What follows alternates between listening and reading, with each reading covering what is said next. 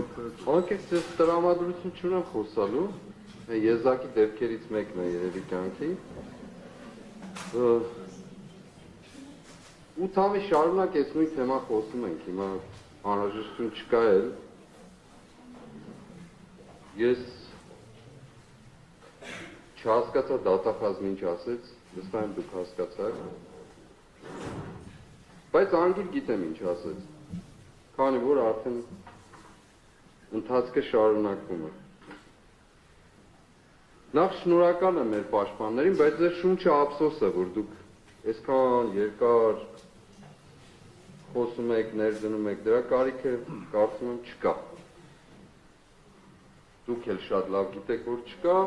ես էլ գիտեմ, որ չկա։ Երկրորդ ասեմ, որ ինձ ոչ մեկ ազատությունից ոչ զրկել է, ոչ էլ կարող է զրկել։ Որովհետև ոչ իմ կյանքն է ձեր իշխանության ներքո, ոչ էլ իմ ազատությունը։ Կարծում ունիմ, թե կալանավայրում լուսամուտի որ կողմից եք նայում։ Ով է ավելի կալանավորված և ով է գտնվում ազատության մեջ։ Ես, որ հոգով ապրում եմ ազատության բոլոր սահմանները,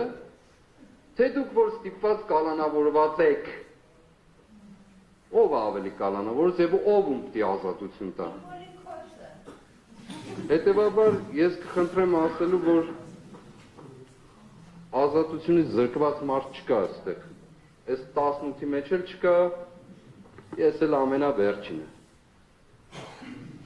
Որովհետև դա Աստծու գործն է, ոչ մեղադրողների, դատախազների, որոնց նաև մխիթար գոշը երբեմն ամբաստանողներ է համարում, ոչ դատավորների, ոչ էլ ինչ-որ կենթանական ծագումով իշխանավորների։ Ոչ մեկը, բացարձակ։ Ինձ իմ ծնողներն են տվել ազատություն, Աստծու շնորհված, ես իմ ժամանակի ու տարածության վրա էլ իշխանություն ունեմ ու ազատություն ունեմ, այնպես որ թողով որ Աղնազատը նա մտածի, թե ում ձեռքին է ինքը կալանավոր։ Եվ ինչով է կալանավոր, փողով, պաշտոնով, տուն պահելու ցանկությամբ, վախերով, հեռաձայներով, մեկ շաբաթվա դատական հանգամանքների փոփոխությամբ պայմանավորված ինչ-որ լուծումներով և այսպես շարունակ։ Ով կարող է ինձ կալանավորել, ես չեմ կարող պատկերացնել, մենակ երևի գերեզմանը, են էլ Առաքելն ասում է, որ ուր է գերեզման քո հաղթանակը, ուր է մահ քո խայթոցը, էդ էլ չի կարող։ Հետևաբար, ինչ եմ ուզում ես ասել, բայց իրապես տրամադրություն չունեմ խոսել, բայց ինչ եմ ուզում ասել։ Երեկ Ռուբեն Վարդանյանին 20 տարի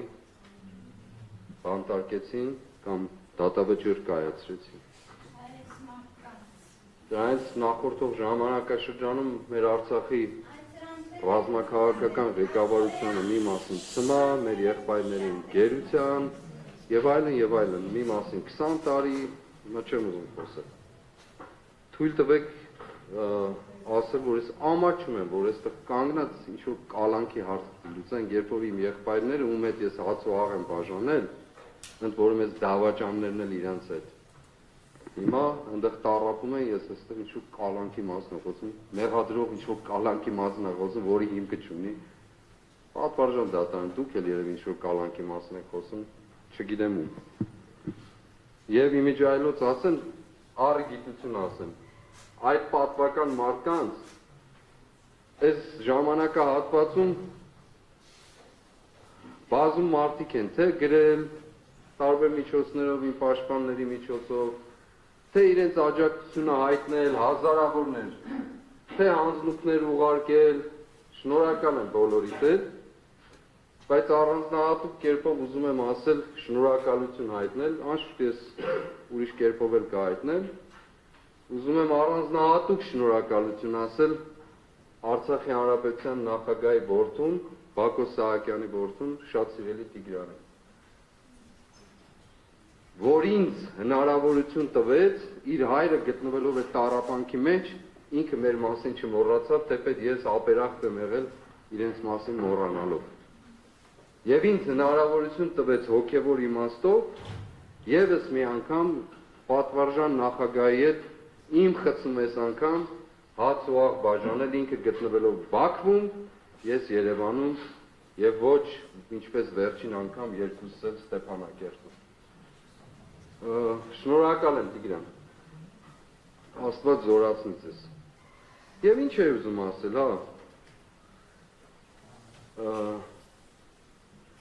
ես ոչ ինձ համար կալանքի փոփոխություն կոչվածը պատվարժան դատարան նշանակում է համագործակցել ինձ համար սուբյեկտիվ, անձնական։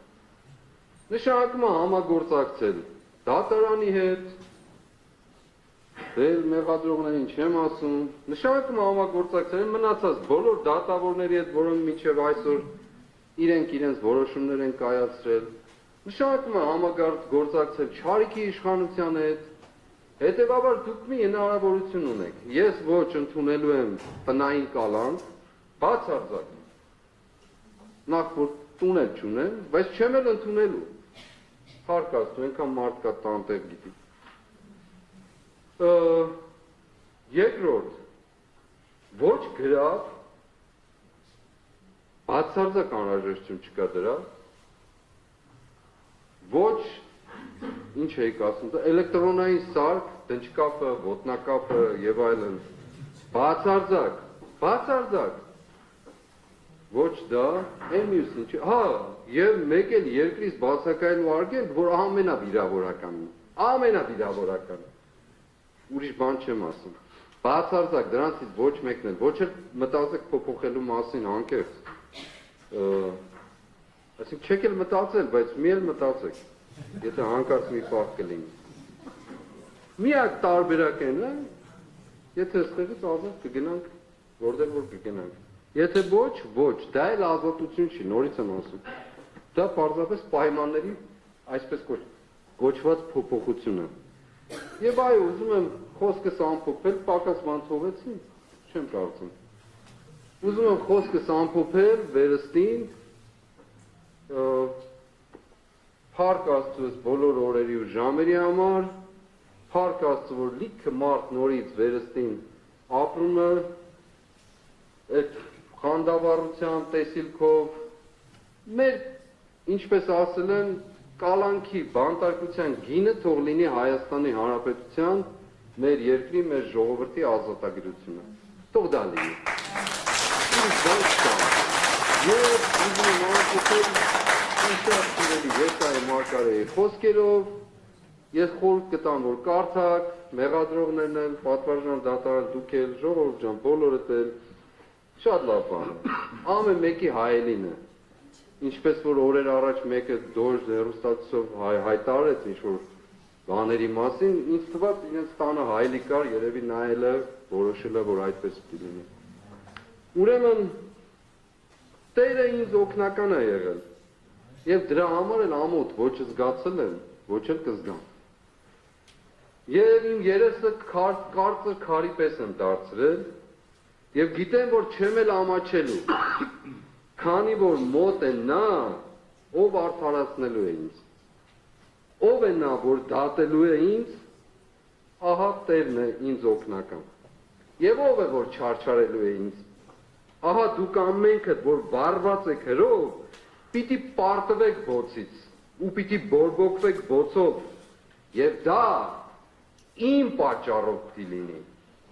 եւ դուք հանգիստ չեք լինի։